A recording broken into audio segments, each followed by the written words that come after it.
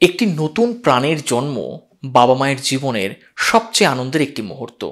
কিন্তু কখনো কখনো সেই আনন্দের মাঝে অন্ধকার হয়ে নেমে আসে কিছু জটিল স্বাস্থ্য সমস্যা। তার মধ্যে সবচেয়ে জটিল বা অন্যতম গুরুত্বপূর্ণ সমস্যা হচ্ছে নবজাতকের হৃদযন্ত্রজনিত সমস্যা। এগুলো ঠিক কি, কেন এত অল্প বয়সে নবজাতকের শরীরে হৃদযন্ত্রজনিত সমস্যা ধরা পড়ে, কখন চিকিৎসকের কাছে যাওয়া প্রয়োজন, এগুলো নিয়েই আজকে আমরা আলোচনা করব। আজ আমাদের সঙ্গে রয়েছেন নবজাতক ও শিশুরোগ বিশেষজ্ঞ ডক্টর রাকেশ দে। আমি স্যারের কাছে যাব আপনাদের প্রশ্ন নিয়ে। জানি এই বিষয়ে বহু মা বাবা আছেন যারা কিন্তু তার সন্তানের, নবজাতকের স্বাস্থ্য নিয়ে চিন্তিত, উদ্বিগ্ন। কোন কোন লক্ষণগুলো দেখলে আপনি বুঝতে পারবেন আপনার ছোট্ট সন্তানের হৃদযন্ত্রজনিত কোনো সমস্যা হয়েছে, আপনি কখন চিকিৎসকের কাছে যাবেন, এগুলো আপনাকে জানতে হবে, সচেতন থাকতে হবে। সেই জন্যই আজকে আমাদের আলোচনা শুরুর আগে বলি, আমাদের চ্যানেলে যারা নতুন এই ভিডিওটি দেখছেন তারা অবশ্যই আমাদের চ্যানেলটিকে সাবস্ক্রাইব করুন, কারণ স্বাস্থ্য সংক্রান্ত নানা বিষয় নিয়ে প্রতিনিয়ত আমরা আপনাদের জন্য আলোচনা করছি। ভিডিওটি শেষ পর্যন্ত থাকুন, আশা করি আপনারা উপকৃত হবেন স্যারের পরামর্শ পেয়ে। ভিডিওটি ভালো লাগলে লাইক করবেন, আপনার কোনো প্রশ্ন বা মতামত থাকলে নিচে কমেন্ট বক্সে লিখবেন এবং শেয়ার করবেন। আসুন আজকের আলোচনা শুরু করি। স্যার, আপনাকে স্বাগত জানাচ্ছি হেলথ ইম্প্যাক্ট বাংলায়। আমি ডক্টর রাকেশ দে, নবজাতক এবং শিশু বিশেষজ্ঞ, মাদারহুড হসপিটাল, কলকাতায় কর্মরত। বিগত 10 বছর ধরে আমি শিশু এবং নবজাতকের চিকিৎসা করে চলেছি। স্যার, এবার আমরা প্রথমে যে জিনিসটা নিয়ে আজকে আপনার কাছে এসেছি আলোচনায়, সেটা হচ্ছে নবজাতকের কার্ডিয়াক সমস্যা বলতে আসলে কি বোঝায়। নবজাতকের হৃদরোগের সমস্যা বা হার্ট ডিফেক্ট বা কনজেনিটাল হার্ট ডিফেক্ট একটি অত্যন্ত গুরুত্বপূর্ণ সমস্যা এবং অনেক ক্ষেত্রে এটা চিকিৎসা সম্ভব। এটা মূলত বোঝায় আপনার যে হার্টের গঠনগত বা কার্যকারিতা সম্পর্কে। যখন হার্ট ভালো করে কাজ করছে না, তখন আমরা তাকে কনজেনিটাল হার্ট ডিফেক্ট বা হার্ট ডিজিজ বলা হয়। এটা অনেক ক্ষেত্রেই অনেক সময় জন্ম থেকে প্রেজেন্ট করে বা জন্ম থেকেই এর সিমটমস বা বাচ্চার যে লক্ষণগুলো প্রকাশ পায়, বা অনেক সময় অ্যাকওয়ার্ড হয় বা ভবিষ্যৎ বয়সে গিয়ে বাচ্চার কিছু কিছু সমস্যা দেখা দেয়, যাতে আমরা ডাক্তারবাবুরা বুঝতে পারি বাচ্চার হার্টের কোনো সমস্যা আছে। নর্মালি যেটা দেখা যায় যে আমাদের গ্লোবালি বা ওয়ার্ল্ডে অ্যারাউন্ড 1000টি বাচ্চার মধ্যে 6টা থেকে 8টা বাচ্চার হার্টের এই সমস্যা দেখা যায়। কিন্তু ইন্ডিয়াতে বা ভারতে এটা প্রতি বছরে অ্যারাউন্ড 1.5 লাখ থেকে 2 লাখ বাচ্চারা হার্টের ডিজিজে কোনো না কোনোভাবে আক্রান্ত হয়, এবং তার মধ্যে 25% কেসে সেটা হচ্ছে খুবই গুরুতর বা সিভিয়ার হয়, যার জন্য অপারেশন আমাদের প্রয়োজন হয়। এবার যেটা জানার, যে সব হৃদরোগ কি শিশুর জন্মের পরই ধরা পড়ে, নাকি অনেক দিন পরেও সেটা ধরা পড়তে পারে? না, এটা ডিপেন্ড করছে আপনার কোন হার্ট ডিজিজ হচ্ছে। সব হার্ট ডিজিজ বা হৃদরোগ জন্মের সঙ্গে সঙ্গে ধরা পড়ে না। কিছু কিছু হার্ট ডিজিজকে যদি আমরা ডিভাইড বা যদি আমরা বিভাগিতভাবে ভাগ করি, তাহলে দেখা যায় কিছু অ্যাসায়োনোটিক হার্ট ডিজিজ আছে, যেখানে হচ্ছে বাচ্চা নীল হয়ে যায় না। আরেকটা আছে সায়ানোটিক হার্ট ডিজিজ, যেখানে বাচ্চা নীল হয়ে যায়। নর্মালি দেখা গেছে যেগুলো সায়ানোটিক হার্ট ডিজিজ বা বাচ্চা নীল হয়ে যায়, সেগুলো নন সায়ানোটিক হার্ট ডিজিজ বা অ্যাসায়োনোটিকের তুলনায় বেশি গুরুত্বপূর্ণ আর সিভিয়ার হয়, খুবই গুরুতর হয়। এবং সেক্ষেত্রে বাচ্চা জন্মের সঙ্গে সঙ্গেই প্রবল শ্বাসকষ্ট বা বাচ্চার শক, বাচ্চা হার্ট ফেলিওর বা নীল হয়ে যাওয়া, এই সিমটমসগুলো সঙ্গে সঙ্গেই প্রকাশ পায়। কিন্তু অনেক ক্ষেত্রেই অ্যাসায়োনোটিক হার্ট ডিজিজ যেগুলো, বা যেখানে বাচ্চা নীল হয়ে যায় না, সেখানে অনেক সময় বাচ্চারা প্রথমের দিকে প্রকাশ পায় না। অনেক সময় তারা বাচ্চাদের শিশু বিশেষজ্ঞর কাছে অন্য কোনো রোগের জন্য চিকিৎসা করাতে আসে, এবং ডাক্তারবাবু পরীক্ষা নিরীক্ষা করার সময় আচমকাই সেই রোগের সম্বন্ধে জানতে পারা যায়, এবং তখন সেটার হিসাবে চিকিৎসা করা হয়। এবার যেটা জানার, যে জন্মগত হৃদরোগ বা অ্যাকোয়ার্ড হার্ট ডিজিজ, এই দুটোর মধ্যে পার্থক্যটা কি? জন্মগত হৃদরোগ বলতে যেটা বোঝায় যে বাচ্চার হার্ট যখন তৈরি হচ্ছে, মায়ের পেটে যখন বাচ্চা থাকে, সেই হার্টের কিছু গঠন ঠিক করে তৈরি হচ্ছে না। তারপরে হার্টের যে মধ্যে যে পর্দা থাকে, যেমন অ্যাট্রিয়াল সেপ্টাম এবং ভেন্ট্রিকুলার সেপ্টাম, সেই সেপ্টামের মধ্যে কিছুটা গ্যাপ থেকে যায়, যাকে আমরা অ্যাট্রিয়াল সেপ্টাল ডিফেক্ট বা ভেন্ট্রিকুলার সেপ্টাল ডিফেক্ট বলি। বা অনেক ক্ষেত্রে দেখা যায় যে হার্টের একদিকে বিশুদ্ধ রক্ত আর একদিকে দূষিত রক্ত যায়।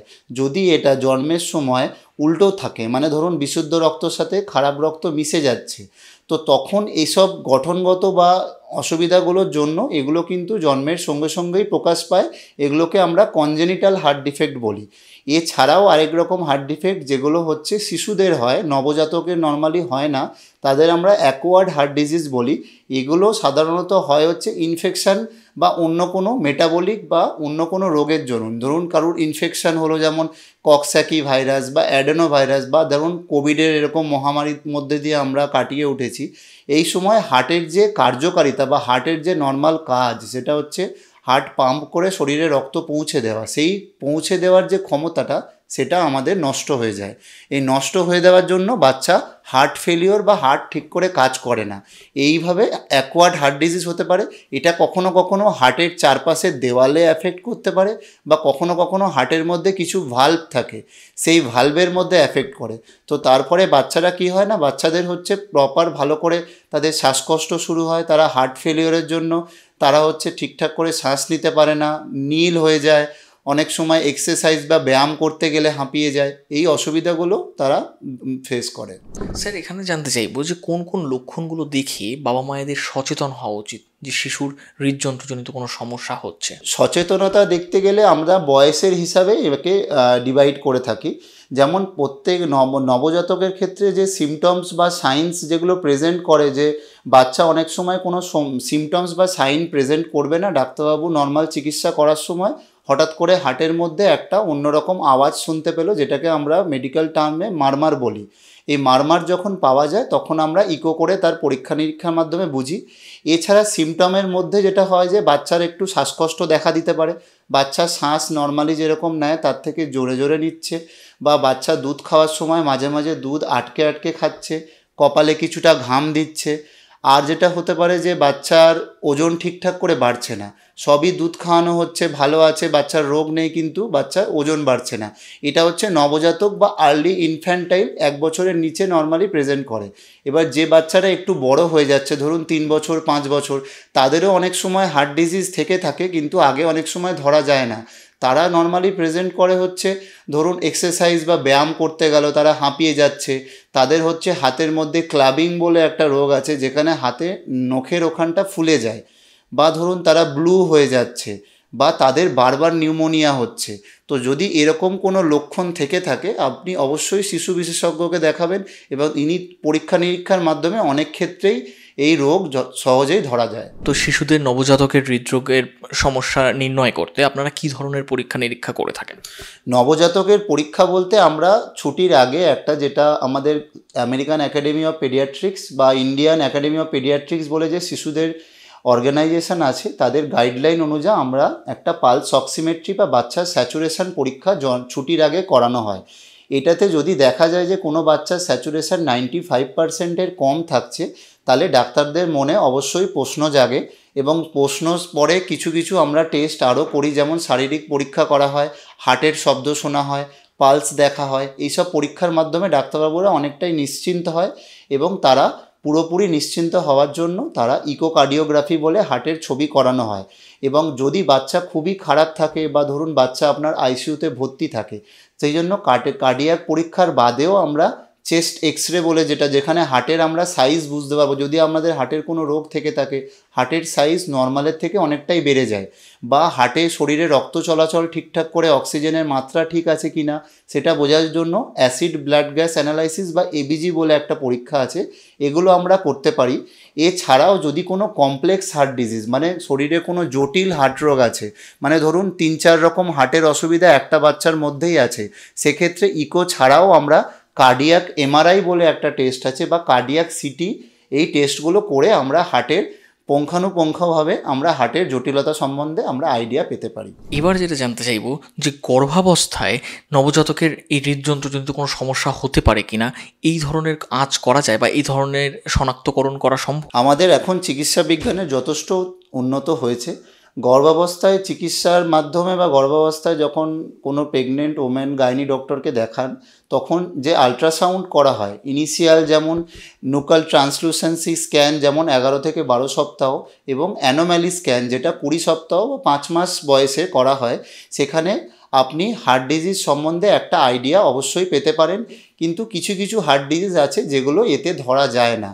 তো যদি দেখা যায় যে আপনার ডাক্তারবাবু এরকম কোনো রোগ কোনো রেডিওলজিস্ট ধরা পড়েছে, তিনি তৎক্ষণাৎ আপনার পেশেন্টকে গাইনি ডক্টরের কাছে কনসালটেশন বা ইয়ের জন্য পাঠানো হবে, এবং উনি তখন আপনাকে ফিটাল ইকোকার্ডিওগ্রাফি বলে একটা টেস্ট হয়, যেটা হচ্ছে বাচ্চার মায়ের পেটে থাকাকালীন অবস্থায় হার্টের পরীক্ষা করা হয়, যেটা 20 থেকে 24 সপ্তাহের মাধ্যমে আমরা করতে পারি।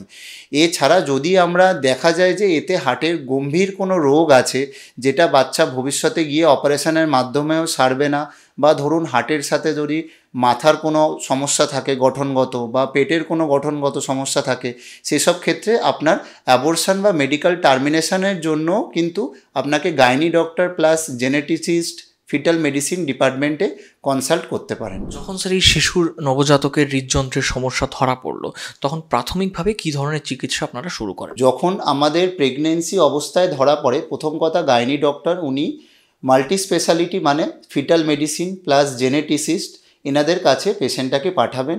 ওনারা পেশেন্টকে কাউন্সেলিং করে যেহেতু এটি একটি গম্ভীর রোগ, সুতরাং আপনি ডেলিভারি সবসময় একটা টার্সিয়ারি লেভেল সেন্টারে করাবেন। মানে যে কোনো হাসপাতালে ডেলিভারি করালে হবে না, এমন হাসপাতালে ডেলিভারি করাতে হবে যেখানে এনআইসিইউ বা বাচ্চাদের আইসিইউর ব্যবস্থা আছে। কারণ অনেক ক্ষেত্রেই বাচ্চা জন্মের সঙ্গে সঙ্গে খুবই ক্রিটিক্যাল বা গুরুতর হয়ে পড়ে, সেক্ষেত্রে এক জায়গা থেকে অন্য জায়গায় বাচ্চাকে নিয়ে যাওয়া সম্ভব হয় না। যদি জন্মের পরে আমরা হৃদরোগ ধরা পড়ছে, তো প্রাথমিক ক্ষেত্রে দেখতে হয় যে আমাদের কী হৃদরোগ আছে। সব হৃদরোগেরই যে অপারেশন লাগবে এটা ভুল ধারণা। কিছু হৃদরোগ আছে যেমন এএসডি, ভিএসডি বা পিডিএ, এগুলোর যদি সাইজ খুবই ছোট হয়, সেই সাইজ ছোট কিন্তু অটোমেটিক্যালি 6 to 8 মান্থসের মধ্যে অনেক সময় সেই যে গ্যাপটা সেটা বুঝে যায়।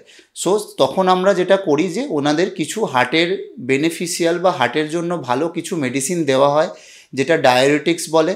আর বাচ্চাদের নিউট্রিশন যাতে বাচ্চা একটু হেলদি হয়, তাদের ঠিকঠাক করে খাওয়ানোর কথা বলা হয়।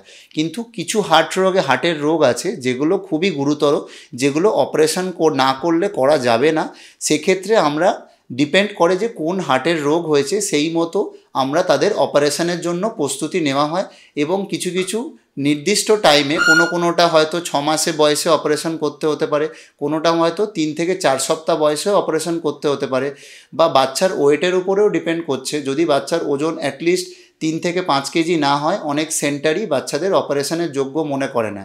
কারণ যত ওজন কম হবে বা বাচ্চা যদি বেশি প্রিম্যাচিওর হয়, তাদের অপারেশনের ক্ষেত্রে ঝুঁকি অনেকটাই বেশি থাকে, বা অপারেশনের পরে বাচ্চার মরণাপন্ন বা মৃত হয়ে যাওয়ার চান্স অনেকটাই বেশি থাকে। সুতরাং আপনাদের বাচ্চার বয়সের সঙ্গে সঙ্গে বাচ্চার ক্লিনিক্যাল কন্ডিশান, বাচ্চার গেস্টেশন সব কিছু মেপে আমাদের প্রপার টাইমে বাচ্চার ওটির জন্য প্রিপারেশান করতে হয়। ছোট শিশুদের ক্ষেত্রে, নবজাতকদের ক্ষেত্রেও কি ওপেন হার্ট সার্জারি করা হয়ে থাকে? এক্ষেত্রে ঝুঁকি কতটা বা কতটা নিরাপদ এটা? বাচ্চাদের ক্ষেত্রে যদিও আগেকার দিনে ওপেন হার্ট সার্জারি এগুলোর জন্য আমাদের প্রপার ব্যাকআপ বা প্রপার সাপোর্ট ছিল না। তো তখন যেটা বলা হতো যে 10 কেজি ওজন হতে হবে, 1 বছর বয়স হতে হবে, নাহলে বাচ্চাদের শারীরিক অবনতি হবে, অপারেশন টেবিলে মৃতপ্রায় হওয়ার সম্ভাবনা আছে।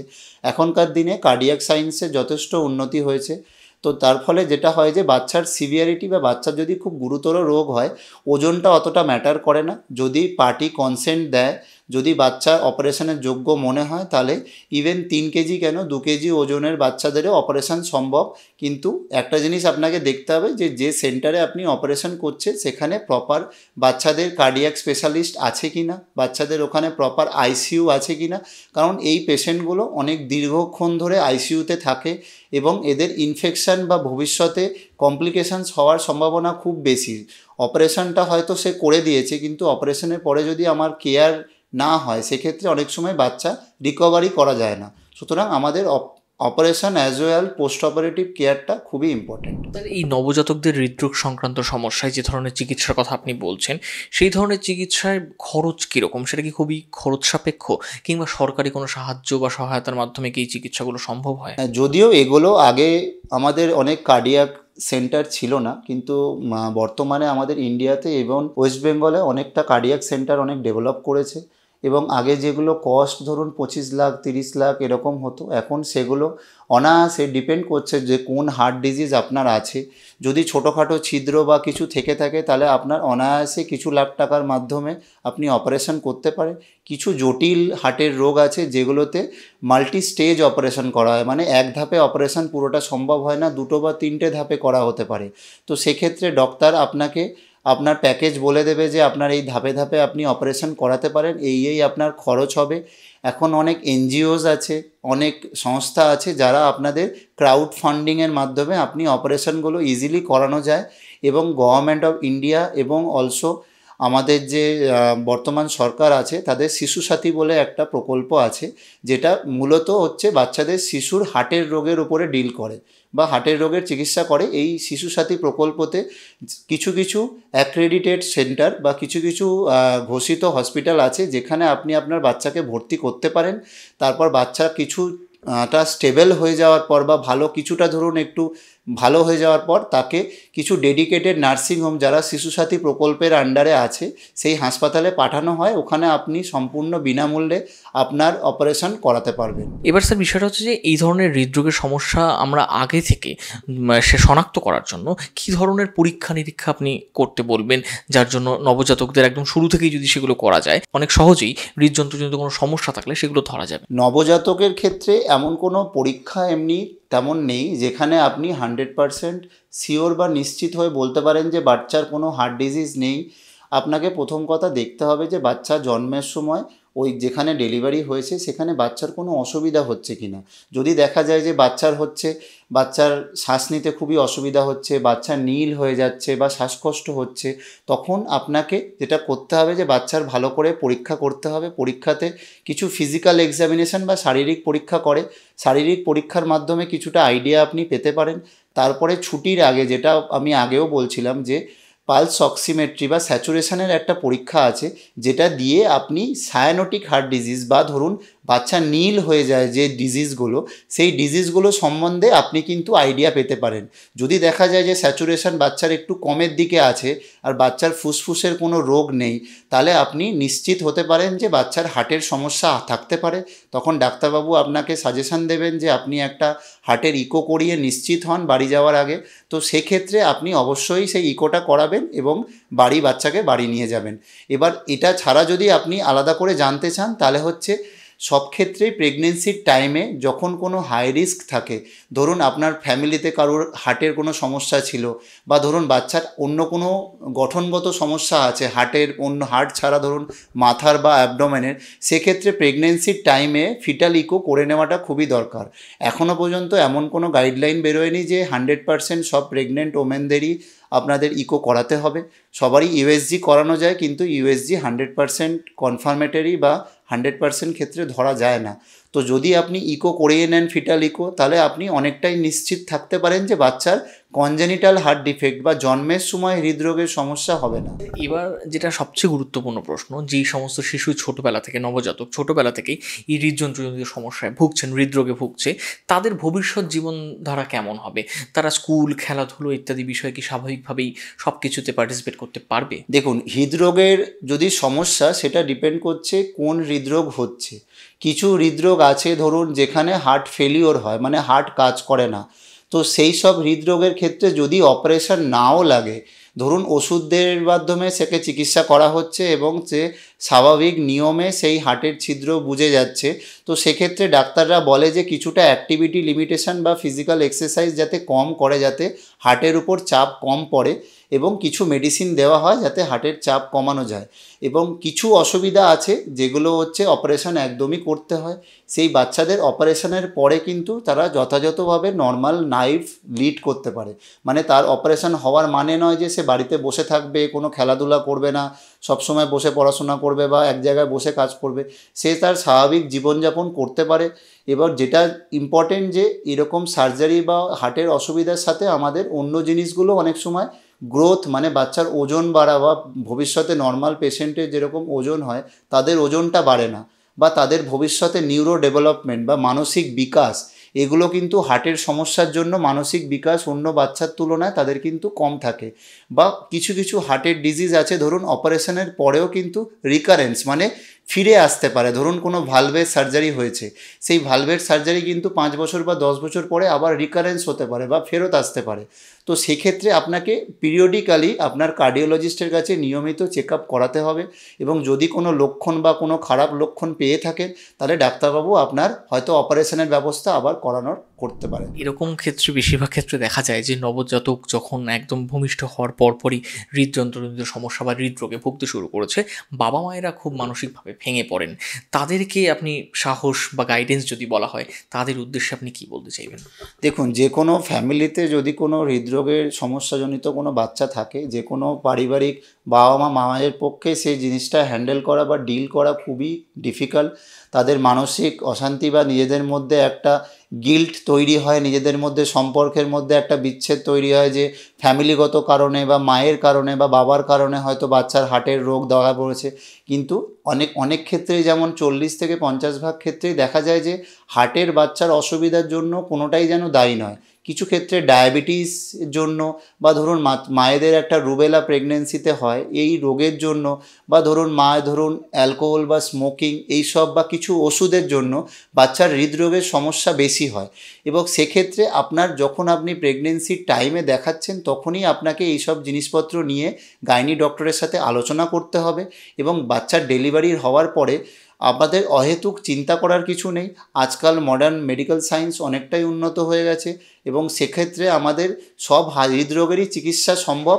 কিন্তু যদি কোনো জটিল হৃদরোগ আপনাদের প্রেগনেন্সিতে ধরা পড়ে, সেই হৃদরোগের বাচ্চাকে যদি কন্টিনিউ করাটা আমার মতে উচিত নয়। সেক্ষেত্রে যদি আপনার গাইনিক ডক্টর বা ফিটাল মেডিসিনে কনসাল্ট করেন, তিনি অনেক সময় আপনাকে মেডিকেল টার্মিনেশন বা অ্যাবর্শনের জন্য সাজেশান দেবেন। আমার মনে হয় সেক্ষেত্রে ডেলিভারি হওয়ার পরে নিজেদের সম্পর্কে বা নিজেদের দুশ্চিন্তা না করার থেকে, যদি কোনো বাচ্চার খুব জটিল হৃদরোগ থেকে থাকে, তাহলে সেই বাচ্চার মেডিকেল টার্মিনেশন করা বেনিফিট। অনেক ধন্যবাদ ডাক্তারবাবু আপনার মূল্যবান সময় ও তথ্যের জন্য। দর্শক বন্ধু, নবজাতকের হৃদরোগ যতটা ভয়ের বা উদ্বেগের, তেমনই যদি সঠিক সময়ে একে শনাক্ত করা যায় এবং চিকিৎসা করা যায়, তাহলে কিন্তু নবজাতক শিশুটির সুস্থ স্বাভাবিক জীবনযাপন ভবিষ্যতে সম্ভব। এই সচেতনতাই, এই বার্তাই আজকের আলোচনা থেকে দিতে চেয়েছি। আসুন সুস্থ সমাজ গড়ি, সুস্থ নবজাতক শিশুর জন্মদিন, তাকে প্রতিপালন করুন এবং সঠিক সময়ে সঠিক পরীক্ষা নিরীক্ষার মাধ্যমে যদি তার হৃদযন্ত্রজনিত সমস্যা থেকে থাকে, সেটাও কিন্তু সারিয়ে তুলতে পারবেন, এই কামনাই করি। আজকের মতো এই আলোচনা এখানেই শেষ করছি। আপনাদের যদি কোনো প্রশ্ন থাকে নিচে কমেন্ট বক্সে লিখুন।